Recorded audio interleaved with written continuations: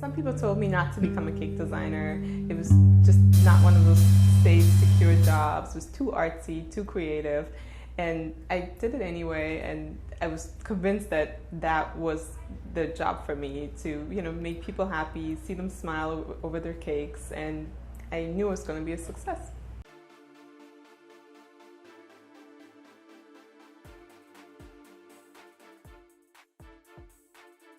Hey everyone, it's Neffy Anderson here with a brand new episode of The Path Less Traveled, a web series spotlighting successful millennials who turn their passions into lucrative careers.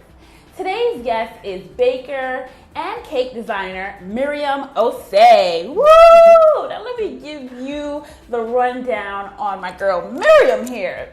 Now Miriam is most known for being the owner of BCakeNY, a custom cake company that specializes in three-dimensional cakes. Let me tell you, Miriam uses her background in fine arts and graphic design to combine creativity, style, and that good old homemade cake taste. You know what I'm talking about? The one that your grandmom's mom used to make? Yeah, she does that. And the tagline of the company is anything can be cake. Why? Because Miriam makes cakes of animals, phones, purses, shoes, people, the list goes on and on and on. And aside from satisfying the sweet tooth of the locals here in Brooklyn where she's located, she has a few, you know, celebrity clients or so. You may know somebody by the name of P. Diddy, maybe Rihanna, Jimmy Fallon, the Kardashians, maybe. Yep, they're all clients of hers. And they love her cakes for a reason, because they're good. Miriam, thank you so much for allowing us to be here and talk with you today. Thank you so much for having me. No problem. So talk to me about the opportunities that you created for yourself that led to what you would say your turning point or your big break in the cake industry. So I started the company in 2009. So it was really a new thing to not have this regular rectangular cake at your party, and just to, you know, start with a purse or a car or something, you know, really special and new. And I think the detail that we put into the cakes was what made the difference. So we were just super picky and like so detail oriented about, you know, having all the stitching correct on a purse, and having, you know, the rear view mirrors be the correct color on the car, and right. like just super detailed, the right amount of, you know, like sort of like leather pieces on a sneaker, you know, Yeah. they all had to be just perfect and not exactly how the original is. Yeah. And I think people really appreciated that, because they could tell how much work goes into each piece, and Right. say, oh, this really does look exactly like my sneaker. And So true, because I've seen some pictures of the cakes, and I'm just like, is this really cake? Can you really eat everything that's on here? So what did you do in order to like make yourself be seen and get yourself out there? So I think we just started talking about cake a lot. We, you know, obviously use social media, just try to make a lot of cakes for a lot of people. Mm-hmm. So, you know, needless to say, we made a ton of free cakes for friends and family. And right. then, you know, cakes are always at a party. So right. there are always at least 20 people that see the cake. Right. So they kind of advertise themselves in a way. So really quickly I printed a flyer, and, you know, with every cake, you know, dropped off a stack of flyers, so that just by, you know, word of mouth, like, you know, people just heard about it, saw it, tasted it. So it's, you know, like the cakes are their own PR. Right. You know? Oh, I love it. I love it. What would you say you did to deliberately brand yourself in this space? Because, you know, the cake industry is growing. Mm-hmm. And as you mentioned, you have like the Cake Bosses and all those different shows on the Food Network with the competitions and stuff. So what do you do to like separate yourself from everybody else and say, like, you know, that's cool, they do some great stuff too, but this is BCakeNY? I think we just came up with a lot of new ways of doing things. We have some things that are based on traditional techniques, but I think we just, out of the need, came up with our own inventions. So, you know, I don't have the classical, like a classic training to be a cake designer. It came from my art background. So my ideas of how can I achieve this look on this cake came not from culinary school, but from art school. So my approach is just different and new. Right. And so I think the cakes started looking very modern and clean and not frosting cakey. Yeah, you know? yeah. They just started looking more like something that's out of plastic maybe, or just, you know, a sculpture. Yeah. So, and I think that made a huge difference, and it definitely changed things in the industry. So we were the first ones to, you know, make these sugar printed banners that replace the old like piping happy birthday on the cake, which always kind of looks messy. Even if you do it in a really nice way, it still is kind of messy. Yeah. So, you know, when we were playing around with that, we just came up with this way of, you know, putting like a ribbon looking piece that, you know, says happy birthday, congratulations, or whatever you'd like on it. And I feel like revolutionized the way a lot of people did it, because now you see it everywhere, you know? So you guys started that? Yeah, so I didn't know that. You know, so when we first were playing around with, you know, figuring out how to do that in 2009, you know, everyone was still, you know, writing or cutting out letters, and now I see that as a standard. You know, people come in, they're like, yeah, and on the ribbon you say, you know, they already know that that's how it is now. So, so that's interesting to see, like, things that, you know, sort of were born in our little kitchen to just now, you know, I actually looked in the Cake Boss's Instagram today. A client asked me for something, and I saw them making the same banners. Yeah. You know, so it's interesting to see how you can, you know, in your small Brooklyn kitchen, change, you know, how things are done in the industry. Wow, that's amazing. That's a little fun fact for everybody. I did not know that. So what would you say is one thing that most people don't know about your journey to where you are now? I think that I'm pretty good at making it look easy. Like, I think a lot of times, you know, we have interns applying here, or people that would like to work here that know us from, you know, maybe social media and think it's very glamorous, and you know, oh my God, Jay-Z's probably hanging out in the front room all the time, you know? And they don't really realize that most of the work is really, you know, just hard work in the kitchen, where, you know, we don't post on Instagram, oh, just wash dishes for 3 hours. No, you know, it's you know, or, you know, haven't seen you know, my family for the last 8 days because I was in the kitchen, you know? So we definitely did this kind of a, you know, fake it till you make it kind of thing, you know, like always make it look easy, always say, sure, we can do this, sure, I got it, no worries, you know, you need a cake by tomorrow night in LA, no problem, you know, my goodness. And like all these things where we just worked really hard, and it was really tough, you know, it was a lot of time of, you know, not sleeping, definitely, you know, since 2009, I don't think we did sleep ever. Oh my gosh. But then, you know, financially, obviously, it's super hard too. Like, went from, you know, like a stable 9-to-5 job to saying, hey, I'm gonna just, you know, make cake, and who needs vacation days and insurance and, you know, things like that. So those are definitely things that are not, you don't really publicly, you know, talk about that a lot, or you know, just like the small business struggle, you know, everyone is like, yay, you know, we're the, you know, entrepreneurs, we got this, which I think you have to have that spirit to make it work, but it's definitely hard, you know, it was definitely a hard way to get there. I definitely agree. What would you say was the hardest part about transitioning from your 9-to-5 into, you know, owning your own business? I think it's the 9-to-5, you're off sometimes. So you go to work, and then you come home and you're off, and you leave work at work. When you have your own business, work is always there. Work is always in your head. You know, there's, you know, like a pad next to my bed where I write things down that, you know, I come to my mind at like 3 a.m. in the morning, and it's, you constantly work and think about work. So that's definitely a huge difference. When I go on vacation now, I leave and think, oh God, what's happening? While I'm on the plane, I'm already like, oh God, I need to check in. Oh my God, there's no Wi-Fi here. Wait, I need to check in every half hour.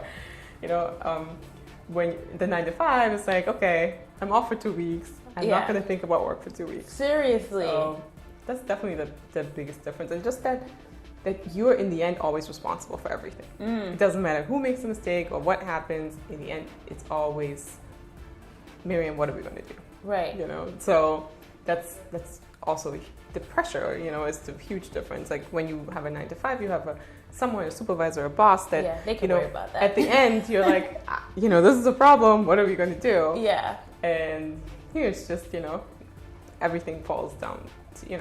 So. Oh my goodness. So what is one thing that you know now about the cake industry that you wish you knew when you first started?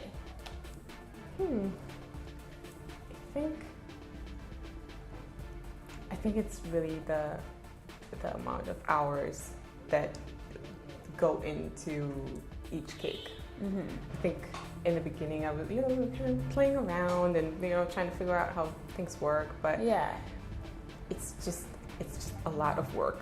And it went from being, you know, very creative to, you know, artsy while you still, you know, have the cushion of the 9 to 5 job. Right. To then, you know, relying completely on that and then realizing how much work it actually is. So it's kind of, you know, going back to the, you know, previous point really, but it's just, I wish someone would have said, hey, here's what you're in for. Yeah. There will be, you know, 19-hour days. Yeah. And there will be, you know, but.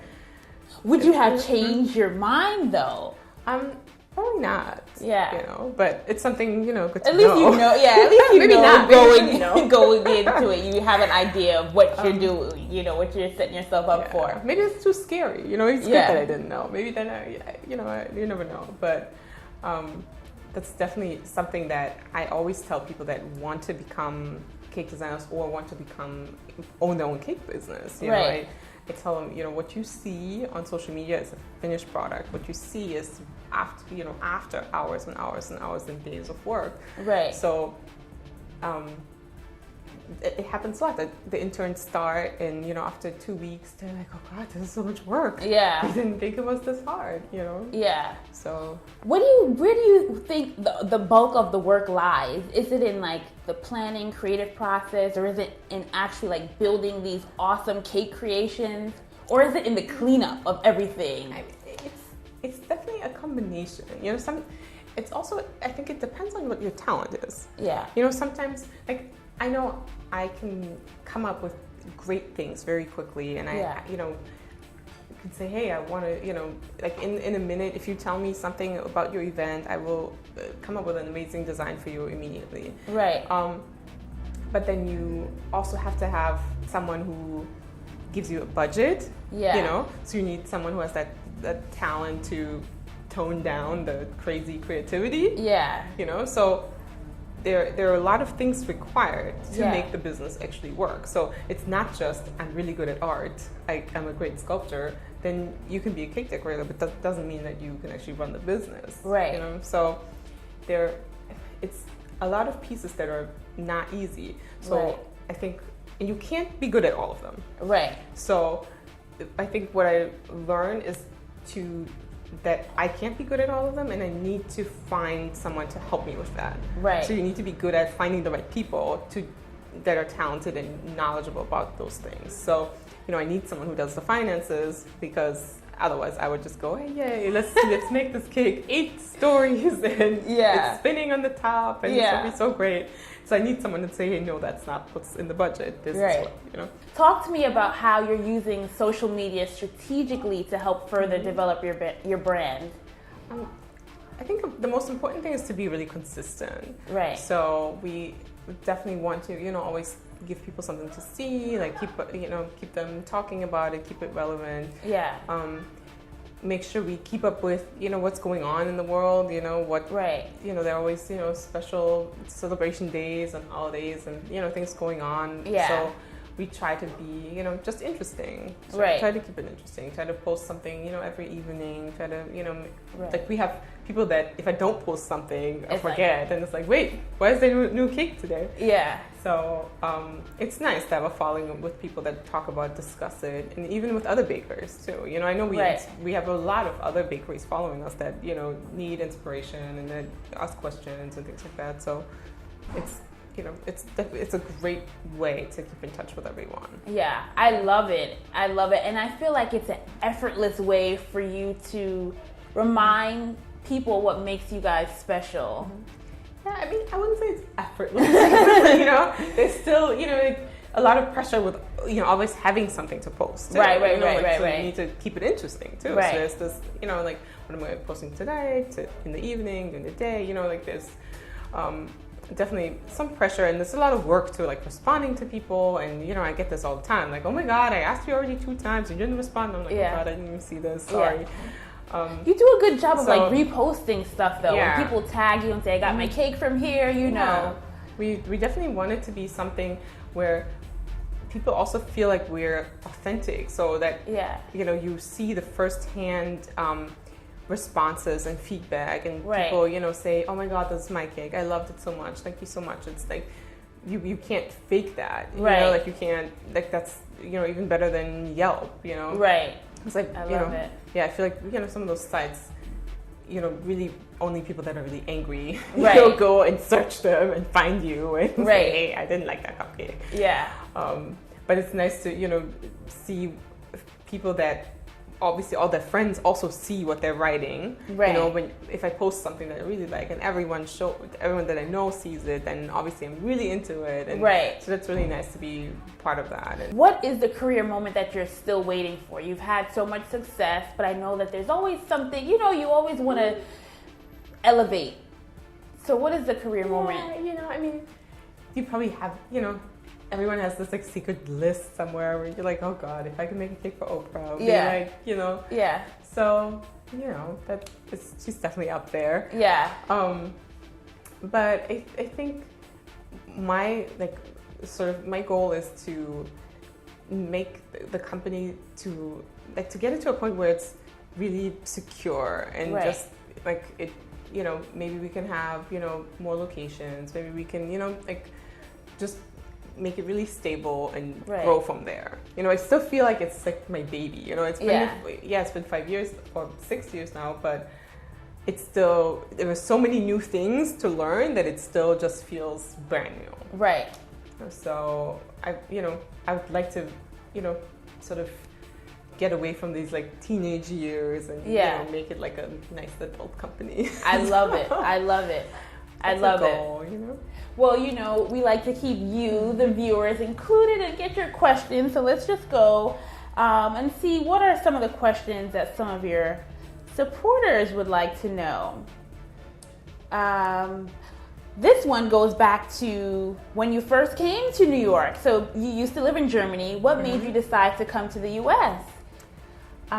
Well, I actually just wanted to be here for a year, for an exchange program, and just experience the culture and go to school for a little bit. And then I think, like, what happens to most people is that you just kind of fall in love with New York City and get stuck. Yeah. So. And this was like 15 years. Was it like 15 years ago? Yeah. Wow. So we know that you have a degree in fine arts and graphic design. So what did you originally want to do as a career? So I wanted to be a graphic designer, but I always didn't really want to just be on the computer all day. Right. I always enjoyed doing things with my hands and sculpting things and painting and things like that. So this kind of combined all those things. The design aspect. Like, I do some computer work now, and it really is the perfect job for me. I love it. I love it. Let's see. How do you determine the price points for your cakes? What is the most expensive cake you've ever made? So the prices, obviously they're determined a bit by the ingredients, like pricing changes all the time for dairy and things like that. But it's mainly labor. Right. The cakes are so detailed because we spend so much time on them. Right. That's really, there's no way of shortcutting that. Right. If you want a sneakers lace to look the exact way as a real lace, then you have to just spend a ton of time on it. Right. That is definitely why the cakes are definitely higher priced than your average cake. And I don't mean custom cakes. I think we're pretty average within other custom cake companies. But people that are used to like a like under $100, sheet cake type thing, which a lot of husbands that come here Right. are definitely like, oh my God, Yeah. that's how much cakes cost. I'm like, no, not, your average cake. Right.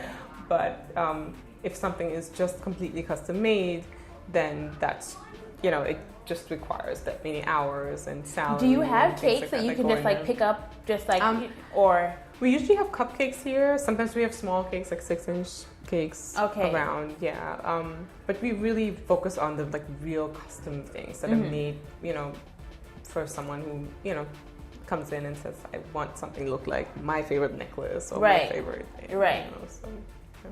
What's the most expensive cake you've ever made? I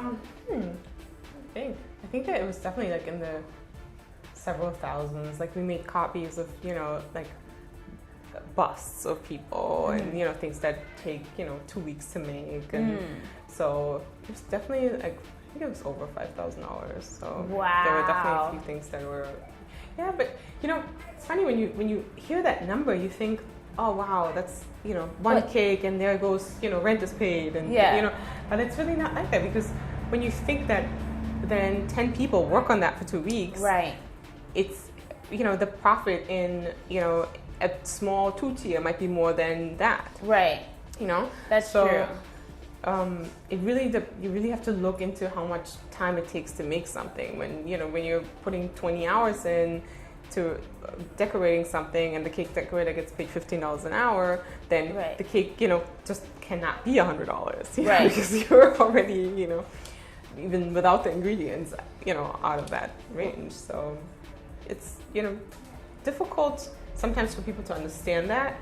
So I try to, sometimes they will say, hey, could you just add a little pair of shoes, sugar shoes on the top? Just really easy. Like, it's not really that easy. Imagine I will hand you a bucket of Play-Doh and you have to make 2 shoes out of that. Right. How long do you think that will take you?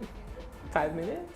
Who was your first celebrity client, and what's next for BCakeNY? What can we look forward to? First celebrity client. So many, right? It's just like no. I'm just it's been a little while. It's I don't like when people say, "Oh, you guys make celebrity cakes and all that," because that's really not what it is. Like our 99.9% of all our clients are just regular you and I middle class people that work hard to have a great birthday party. Yeah. So that's really where our focus is. Like, is it great for marketing that some famous people like our cakes? Definitely. I think it's a great thing, and it makes everyone here proud too. But it's also just, for me, it's more amazing to see my neighbor's 5-year-old like hug me every morning and say, oh my God, you make the most amazing cakes ever. So I don't like when people say, oh, you're a celebrity baker, because we're really not, and most people come in here and go, oh, this is such a little place.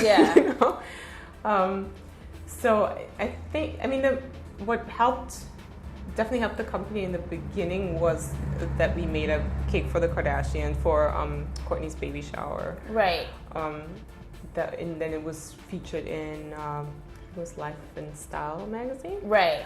There was a really big picture of them and surrounding the cake, and people, just heard about us. That was way. Like special, because I know that, I guess back then, I'm not sure how you guys do it now, but you didn't do like cakes outside of New York or like the tri-state area, right? Is that is it? Yeah, we didn't do it before, right? And I remember when they called us that we just said, sure, we do this all the time. And then hung up the phone going, oh my God, how are we gonna do this? But cake had its own seatbelt and everything. Like, we got this, no problem. And that's kind of how the company grew anyway. But I was just kind of saying sure, and then figuring out how to do it. So what's next for you guys? What can we look forward to? Any brand extensions or? I think we're looking definitely to grow. Right. So growing. I think growing on maybe a space level, but also just within the company. Like just improving things, having better e-commerce. Like we definitely want to be able to ship things. Definitely the cookies and you know, the push pops and things that are, you know, not as fragile. Right. So we're working on that, and you know, just going and making everyone happy. I love it.